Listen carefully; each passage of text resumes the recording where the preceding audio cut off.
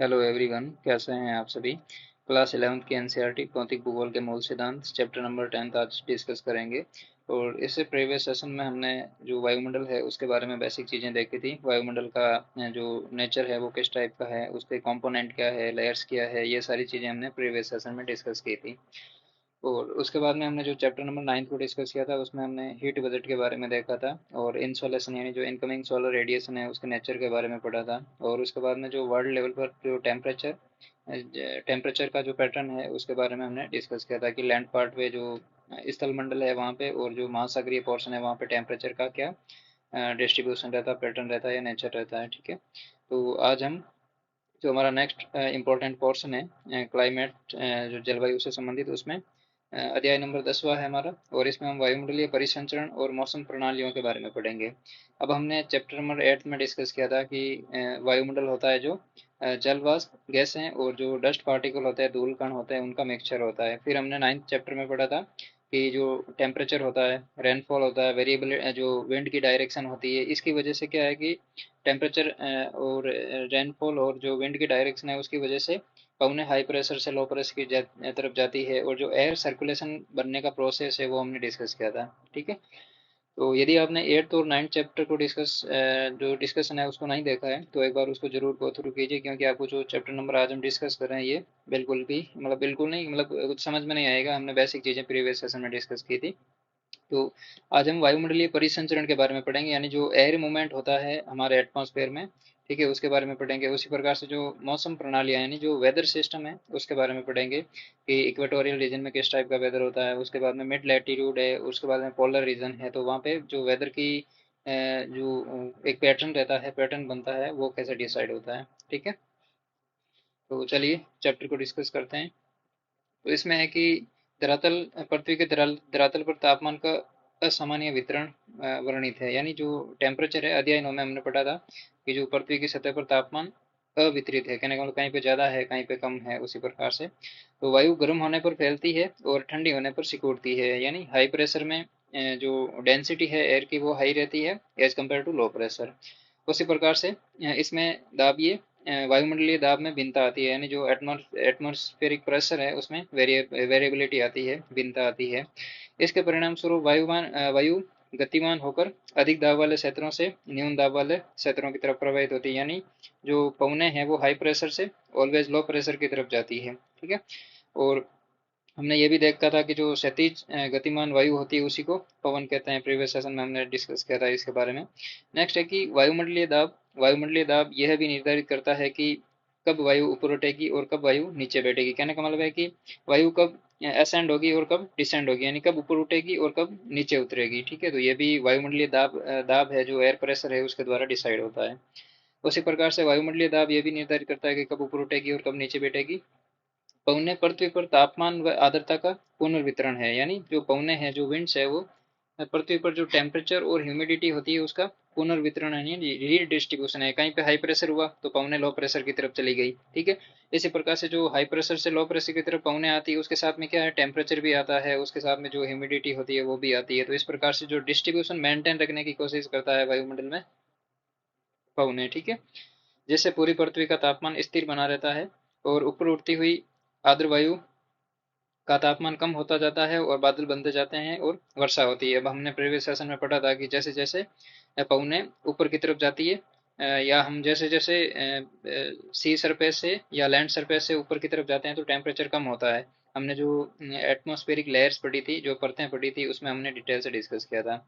तो जैसे जैसे ऊंचाई के साथ जाते हैं वैसे टेम्परेचर कम होता जाता है। टेम्परेचर कम होता जाता है तो जो एयर में जो ह्यूमिडिटी है वो उनका कंडेंसेशन यानी संघनन जो बनने की प्रक्रिया है वो विकसित होती जाती है।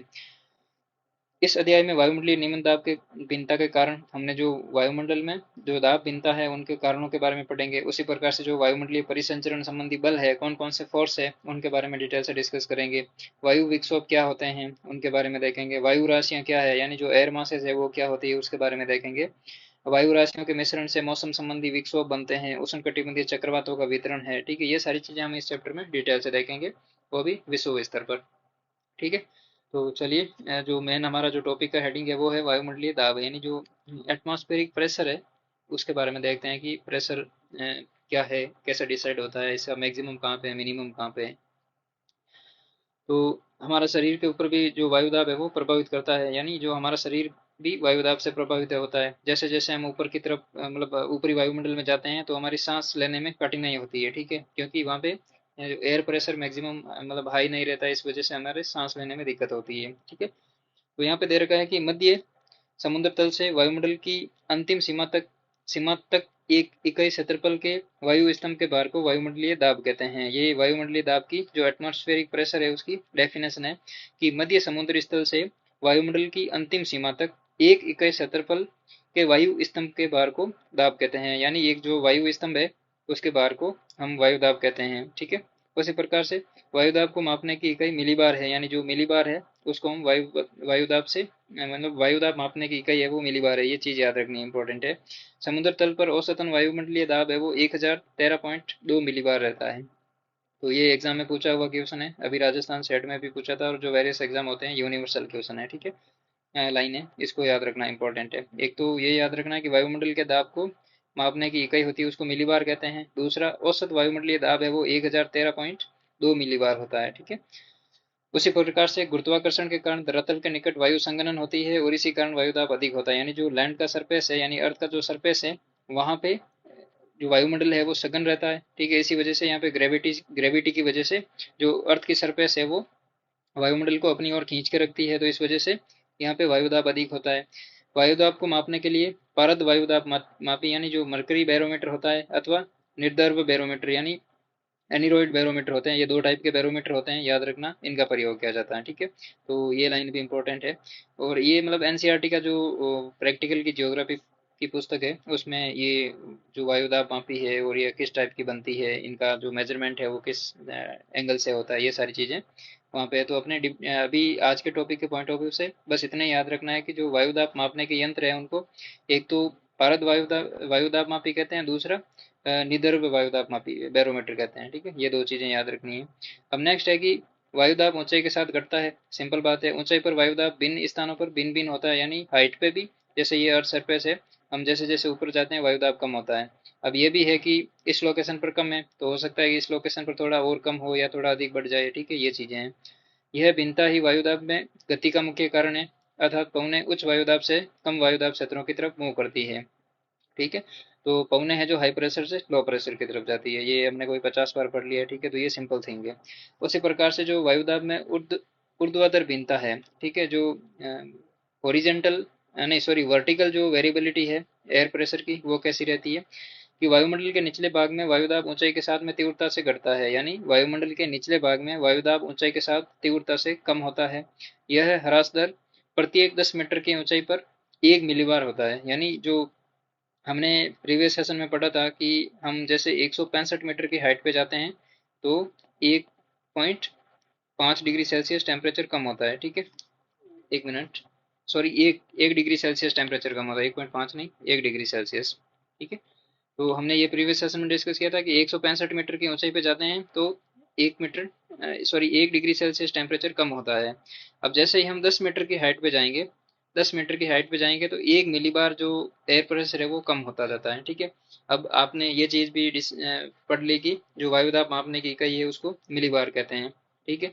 उसके बाद में आपने ये चीज भी पढ़ ली कि औसतीय वायुमंडलीय दाब है वो 1013.2 मिलीबार होता है, और जो वायुदाब मापने की यूनिट है उसको पारद वायुदाब या निर्दर्भ वायुदाब बैरोमीटर कहते हैं, ठीक है। अब ये चीजें आपने डिस्कस कर ली और आपने सोचा कि वायुदाब वाला पोर्शन क्लियर हो गया, लेकिन एग्जाम में क्वेश्चन कैसे पूछेगा आपसे कि फॉर एग्जांपल आपको एग्जाम्पल देगा कि जो मीन सी लेवल है वहां से यदि मीन सी लेवल है वहां पे यदि जो एयर प्रेशर है वो आपका 1000 है, ठीक है, 1000 मिलीबार है, तो 1200 मीटर की ऊंचाई पर जो एयर प्रेशर है वो कितना होगा, ठीक है। तो आप इमेजिन कीजिए 10 मीटर पे 1 मिलीबार जो क्या बोलते हैं वायुदाब कम होता जाता है, ठीक है।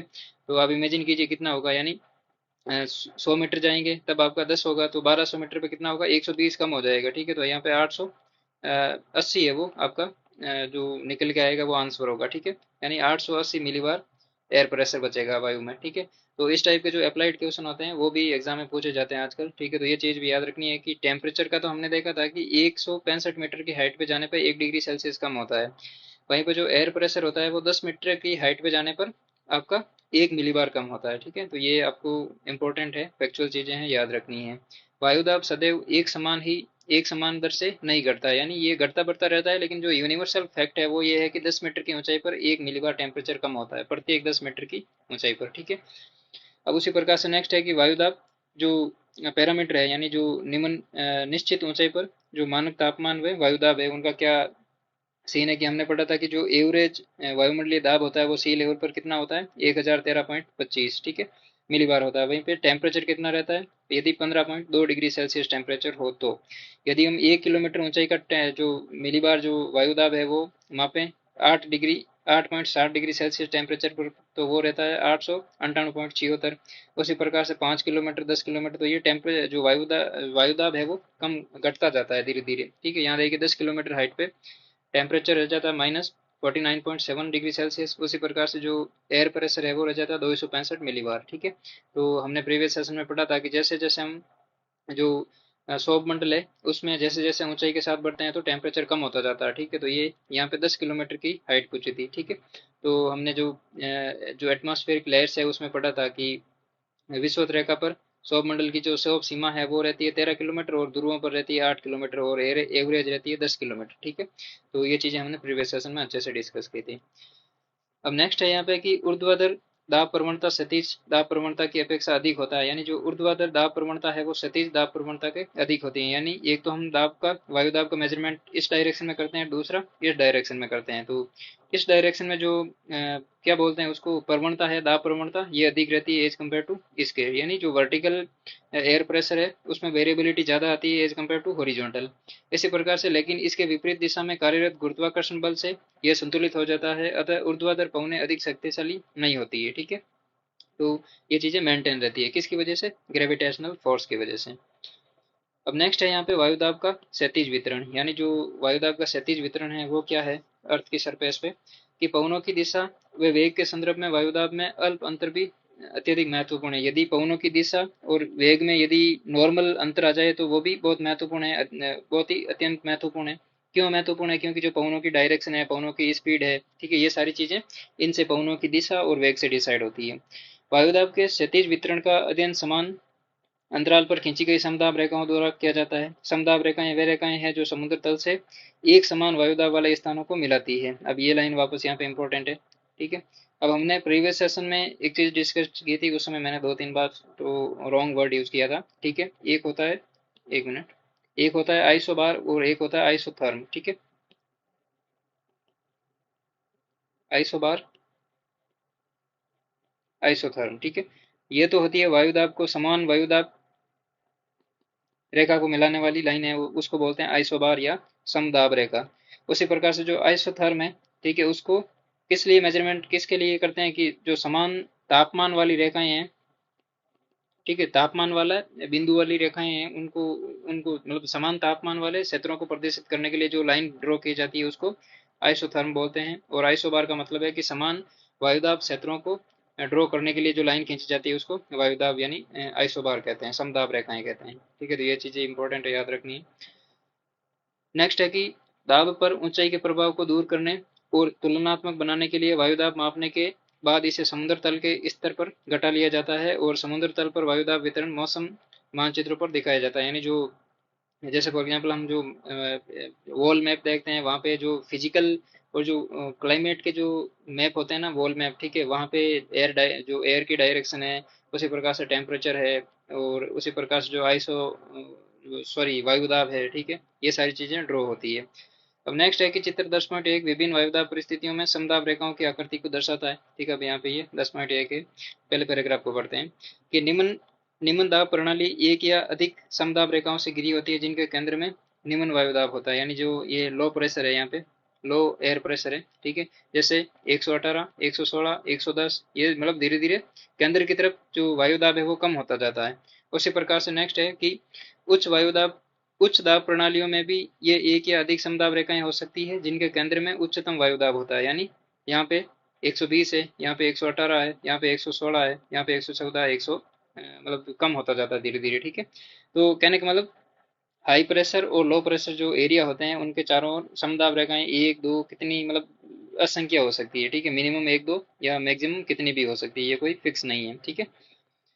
अब उसी प्रकार से नेक्स्ट है कि समुद्र तल वायुदाब का विश्व वितरण, यानी जो समुद्र तल पर जो वायुदाब होता है उसका विश्व वितरण किस टाइप का है, कि जनवरी व जुलाई महीने का समुद्र तल से वायुदाब का विश्व वितरण चित्र 10.2 और 10.3 में दर्शाया गया है। यानी जो ये 10.2 पे मध्य समुद्र तल वायुदाब जो जनवरी का है उसके पॉइंट ऑफ व्यू से दिखाया गया है कि मध्य एशिया में हाई प्रेशर रहता है, यानी उच्च का मतलब हाई प्रेशर। उसी प्रकार से जो अमेरिका है, उत्तरी अमेरिका, वहाँ पे हाई प्रेशर रहता है। Pacific ocean, Atlantic ocean, Indian ocean, यहाँ पे हाई प्रेशर रहता है, ठीक है। लेकिन निम्न वायुदाब कहाँ क्रिएट होता है, यहाँ पे आइसलैंड के आसपास हो रहा है, ठीक है। उसी प्रकार से जो विश्व तरीके क्षेत्र है, ठीक है, यहाँ पर भी लो प्रेशर रहता है, ठीक है।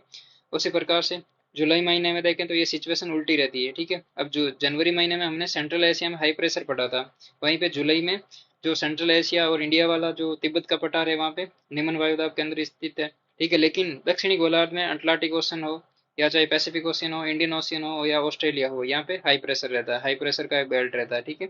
उसी प्रकार से जो अंतर उष्ण कटिबंधीय अभिसरण क्षेत्र है वो जुलाई के महीने में तो विषुवत रेखा के उत्तर में रहता है, नॉर्थ में, ठीक है। वहीं पे जनवरी के महीने में ये जो इंटर ट्रॉपिकल कन्वर्जेंस जोन है वो विषुवत रेखा के दक्षिण में रहता है, ठीक है। तो ये लाइन इंपॉर्टेंट है, एग्जाम में क्वेश्चन पूछ सकते हैं। हमने जो भारत का भौतिक पर्यावरण है 11वीं क्लास की एनसीईआरटी, उसमें ये सारी चीजें डिटेल से डिस्कस की थी कि ये जो अंत उष्ण अभिसरण केंद्र क्या होता है, ठीक है, ये इंटर ट्रॉपिकल कन्वर्जेंस जोन क्या होती है, इसके बारे में डिटेल से डिस्कस किया था। तो जो राजस्थान स्टेट का एग्जाम होता है उसमें ITCZ की फुल फॉर्म पूछी थी, ठीक है।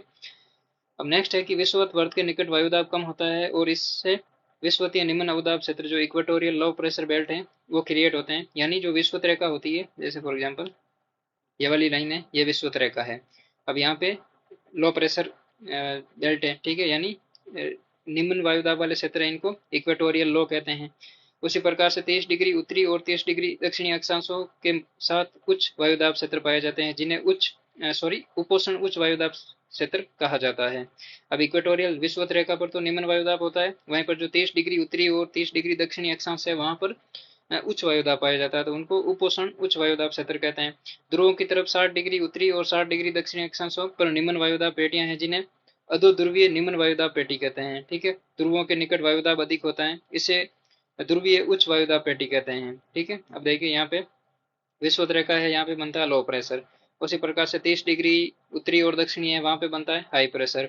वापस जो 60 डिग्री के आसपास जो उत्तरी और दक्षिणी क्षेत्र है वहां पे बनता है लो प्रेशर, और जो ध्रुवीय और उपध्रुवीय क्षेत्र है वहां पर बनता है हाई प्रेशर, ठीक है। तो ये चीजें याद रखनी है, ठीक है, इंपॉर्टेंट है। ये जो पैटर्न बन रहा है ये याद रखना, लो प्रेशर, हाई प्रेशर, लो और हाई, ठीक है। अब नेक्स्ट है कि ये वायुदाब पट्टियां स्थायी नहीं होती है, यानी ये जो बेल्ट है वायुदाब के ये स्थायी नहीं रहते हैं। क्या कारण है कि सूर्य की किरणों के विस्थापन के साथ ये वायुदाब पेटियां विस्थापित होती रहती है। उत्तरी गोलार्ध में शीत ऋतु में ये पेटियां दक्षिण की ओर तथा ग्रीष्म ऋतु में ये उत्तर की ओर खिसकती है। यानी फॉर एग्जाम्पल इस डायग्राम को देखिए, ये है नॉर्मल कंडीशन, ये विषुवत रेखा है, ठीक है। और इस जैसे जैसे हाइट पे जाते हैं तो यहाँ पे देखो ये 30 डिग्री नॉर्थ है, ये 40 डिग्री नॉर्थ है, ये यहाँ पे नॉर्थ पोल है। अब सिचुएशन क्या होती है कि समर सीजन में क्या होता है कि सूर्य है जो कर्क रेखा पर सीधा चमकता है। तो जैसे ही सूर्य उत्तरायण में आता है धीरे धीरे जो प्रेशर बेल्ट है वो नॉर्थवर्ड मूव करने लगते हैं। अब जैसे ही विंटर सीजन आती है, कहने का मतलब जैसे ही सूर्य दक्षिणायन जाता है तो ये प्रेशर बेल्ट क्या है कि सूर्य की किरणों के साथ में दक्षिण की तरफ थोड़े मूव होने लग जाते हैं। सिंपल बात है कि समर सीजन में प्रेशर बेल्ट है वो नॉर्थवर्ड मूव करते हैं और विंटर सीजन में साउथवर्ड मूव करते हैं। क्यों करते हैं, क्योंकि दिसंबर के टाइम में उत्तरी गोलार्ध में अपेक्षाकृत जो सूर्य की इनकमिंग सोलर रेडिएशन है वो कम प्राप्त होती है as compare to southern hemisphere, ठीक है। तो इस वजह से जो पृथ्वी का रिवोल्यूशन है उसकी वजह से प्रेशर बेल्ट चेंज होते हैं, ठीक है। ये याद रखना इंपॉर्टेंट है, जो पृथ्वी का रिवोल्यूशन है यानी परिभ्रमण है,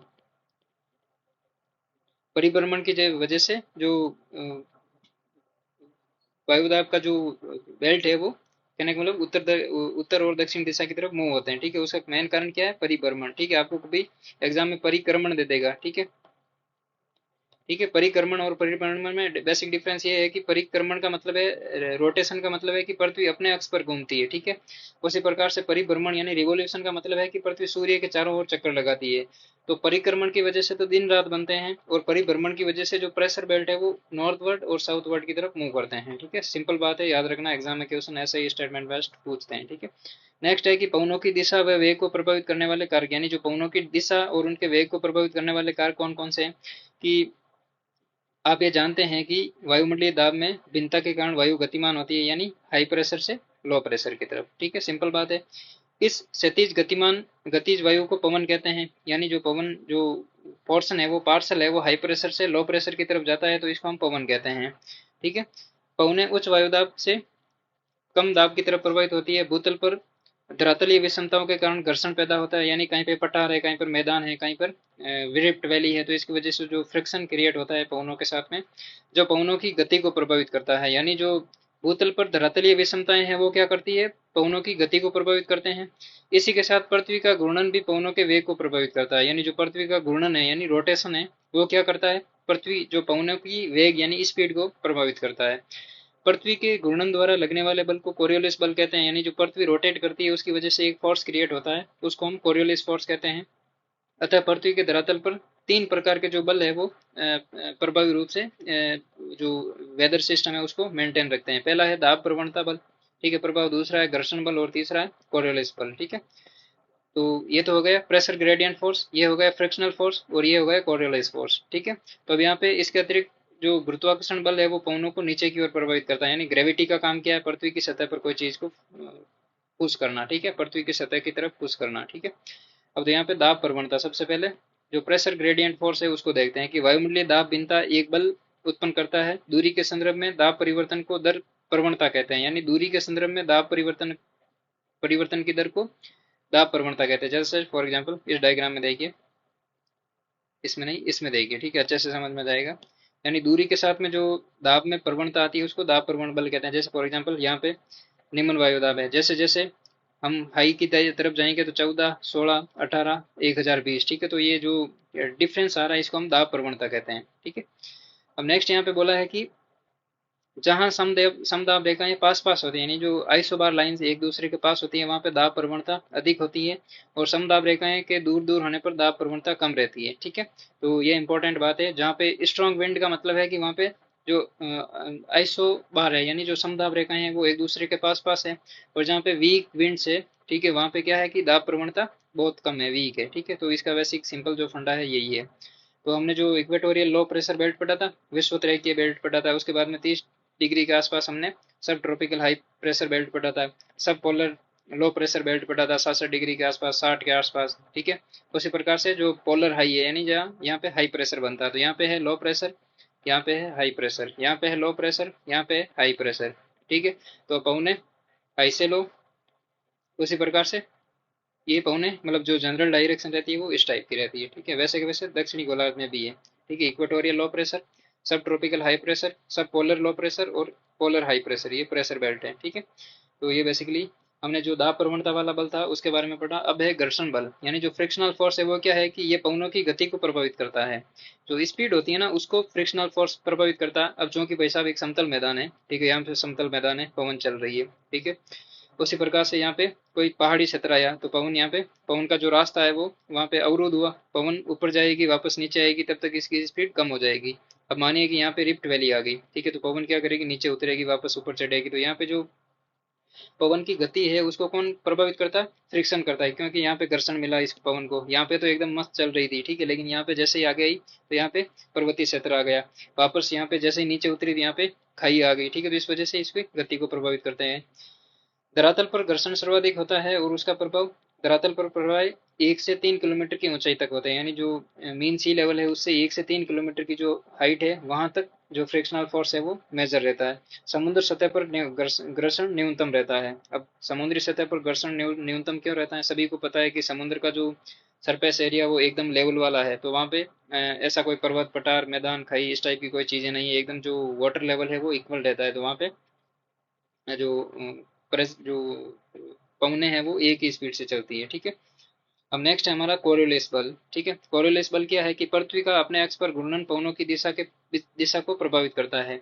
यानी जो पृथ्वी है वो पश्चिम से पूर्व दिशा की तरफ मूव रोटेट कर रही है अपने अक्ष पर, तो इसकी वजह से पृथ्वी के घूर्णन की वजह से जो पवने हैं उनकी दिशा भी प्रभावित होती है। कैसे होती है कि सन 1844 में फ्रांसीसी वैज्ञानिक ने इसका विवरण प्रस्तुत किया। इसी पर इस बल का कोरियोलिस बल कहा जाता है। यानी जिस वैज्ञानिक ने कोरियोलिस फोर्स का नाम, मतलब कोरियोलिस फोर्स को खोजा था, उसी के नाम पर ये कोरियोलिस बल, मतलब उसके नाम से ही इस बल को नाम जानने लगे। ठीक है, तो एग्जाम में क्वेश्चन कैसे पूछेंगे, जो कोरियोलिस फोर्स बल के बारे में हमने बताया वो कौन सी जियोग्राफिकल स्कूल से संबंधित है या किस देश से संबंधित है, याद रखना फ्रांसीसी से। ठीक है, फ्रेंच, ठीक है, साइंटिस्ट था, उसने ये खोज की थी। इस प्रभाव से पवनें उत्तरी गोलार्ध में अपनी मूल दिशा के दाहिने तरफ तथा दक्षिणी गोलार्ध में अपने बाईं तरफ विक्षेपित हो जाते हैं, डिफ्लेक्ट हो जाती है। जब पवनों का वेग अधिक होता है तो पवन तब विक्षेपण भी अधिक होता है। कोरियोलिस बल अक्षांशों के कोण से सीधा समानुपाती बढ़ता है। ये ध्रुवों पर सर्वाधिक होता है और विषुवत पर अनुपस्थित रहता है। ठीक है, यानी सिंपल बात है। इस डायग्राम में देखिए, हम उत्तरी गोलार्ध से विश्व की तरफ, विषुवत रेखा की तरफ आएंगे तो जो पवन का डायरेक्शन है, अब चूंकि पृथ्वी पश्चिम से पूर्व की तरफ घूम रही है, ठीक है, वेस्ट की तरफ, सॉरी यहाँ पे वेस्ट नहीं लिखा ना, ठीक है, पृथ्वी पूर्व से, सॉरी पश्चिम से पूर्व की तरफ मूव कर रही है अपने रोटेशन की, रोटेशन है पृथ्वी का वो पश्चिम से पूर्व की तरफ घूम रही है अपने केंद्र अक्ष पर। ठीक है, तो यहाँ पे क्या होगा, जैसे ही पवनें उत्तरी गोलार्ध से विषुवत रेखा की तरफ आएगी, यानी जो उत्तरी गोलार्ध है, नॉर्थ पोल है, वहां से विषुवत रेखा की तरफ आएगी, तो पवनें थोड़ी सी इधर दाहिने तरफ डिफ्लेक्ट हो जाएगी। क्यों हो जाएगी, क्योंकि पृथ्वी की स्पीड यहाँ पे, मतलब पृथ्वी की स्पीड के आधार पर जो कोरियोलिस फोर्स है उसके आधार पर ये डिसाइड होता है कि पवन कितनी विक्षेपित होगी और किस डायरेक्शन में विक्षेपित होगी। अब जैसे ही हम दक्षिणी गोलार्ध से विषुवत रेखा की तरफ आते हैं, ठीक है, तो पवनें क्या करती है, राइट एंगल में यानी बाईं तरफ विक्षेपित हो जाती है। तो ये बात याद रखनी है, उत्तरी गोलार्ध में तो दाईं तरफ विक्षेपित हो जाती है, ठीक है, और दक्षिणी गोलार्ध में बाईं तरफ। ठीक है, तो ये इंपॉर्टेंट है, याद रखना, एग्जाम में क्वेश्चन पूछते हैं सीधे सीधे स्टेटमेंट बेस्ड। कोरियोलिस बल दाब प्रवणता के समकोण पर कार्य करता है, ये इंपॉर्टेंट लाइन है। कोरियोलिस फोर्स है वो दाब प्रवणता, प्रेशर ग्रेडियंट के समकोण पर कार्य करता है। दाब प्रवणता बल समदाब रेखाओं के समकोण पर होता है। जितनी दाब प्रवणता अधिक होगी पवनों का वेग उतना ही अधिक होगा, यानी जितना प्रेशर ग्रेडियंट हाई होगा उतनी ही पवनों की वेग उतनी ही हाई होगी और पवनों की दिशा उतनी ही अधिक विक्षेपित होगी। For example, pressure gradient force high है तो कोरियोलिस फोर्स भी हाई रहेगा। अब कोरियोलिस फोर्स हाई रहेगा तो पवनों का विक्षेपण भी हाई रहेगा। ये तीनों चीजें एक दूसरे से लिंक है। ठीक है, एग्जाम में क्वेश्चन आए तो याद रखना, तीनों एक दूसरे चीजें हैं वो एक दूसरे से लिंक है।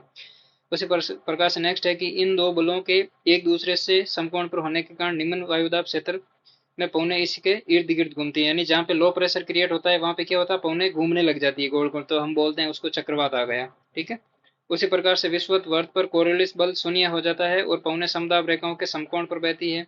अतः निम्न दाब क्षेत्र और अधिक गहन होने की बजाय पूरित हो जाता है। यही कारण है कि विषुवत वर्त के निकट उष्ण कटिबंधीय चक्रवात नहीं बनते हैं। ठीक है, अब यहाँ पे ये डोल ड्रम पैटी है, यहाँ पे 5 डिग्री उत्तर से लेके 5 डिग्री दक्षिण के बीच में। तो यहाँ पे क्या है, यहाँ पे जो कोरियोलिस फोर्स है वो जीरो है। ठीक है, कोरियोलिस फोर्स जीरो होने का मतलब क्या है कि चक्रवात कब बनते हैं, जब पवन, कहने का मतलब लो प्रेशर के सेंटर के आसपास गोल गोल घूमने लग जाए। और गोल गोल कहने का मतलब जो सर्कुलर मोशन है विंड्स का कब आएगा, जब कोरियोलिस फोर्स उपस्थित होगा। ठीक है, हमने पढ़ा था कि पृथ्वी पश्चिम से पूर्व की तरफ रोटेट कर रही है। ठीक है, तो पृथ्वी के रोटेशन की वजह से उत्तरी गोलार्ध में पवनें जो दाईं तरफ और दक्षिणी गोलार्ध में बाईं तरफ विक्षेपित हो जाती है। तो पवनें विक्षेपित होगी तभी तो सर्कुलर मोशन क्रिएट होगा। ठीक है, और बाद में चक्रवात बनेंगे। तो अभी हमने पढ़ा कि विषुवत रेखा पर, यानी डोल ड्रम बेल्ट बोलते हैं उसको। ठीक है, डोल ड्रम बेल्ट में क्या है कि वहां पे कोरियोलिस फोर्स जीरो रहता है। ठीक है, तो जीरो होने की वजह से क्या है कि पवनें विक्षेपित नहीं हो पाती है, विक्षेपित नहीं हो पाती है तो साइक्लोन क्रिएट नहीं हो पाते हैं। ठीक है, बेसिक थिंग है, इंपॉर्टेंट है एग्जाम के पॉइंट ऑफ व्यू से। ठीक है, तो चलिए आज के इस सेशन में इतना ही करते हैं। जो वायुदाब व पवने हैं उनके बारे में नेक्स्ट सेशन में हम डिटेल से डिस्कस करेंगे, जैसे चक्रवात, प्रति चक्रवात। ठीक है, उसी प्रकार से जो हेडली सेल है, फेरल सेल है, पोलर सेल है, इनके बारे में डिटेल से डिस्कस करेंगे, IITCZ के बारे में। ठीक है, तो चलिए आज के इस सेशन में इतना ही रखते हैं। मेक श्योर कि आप इस यूट्यूब चैनल को सब्सक्राइब कर लें, वीडियो को अपने फ्रेंड्स के साथ में शेयर करें और वीडियो को लाइक करें, कमेंट करें। ठीक है, तो चलिए नेक्स्ट सेशन में हम चैप्टर को कंटिन्यू करेंगे और अच्छे से कॉन्सेप्ट और बिल्ड करेंगे। ठीक है, थैंक यू।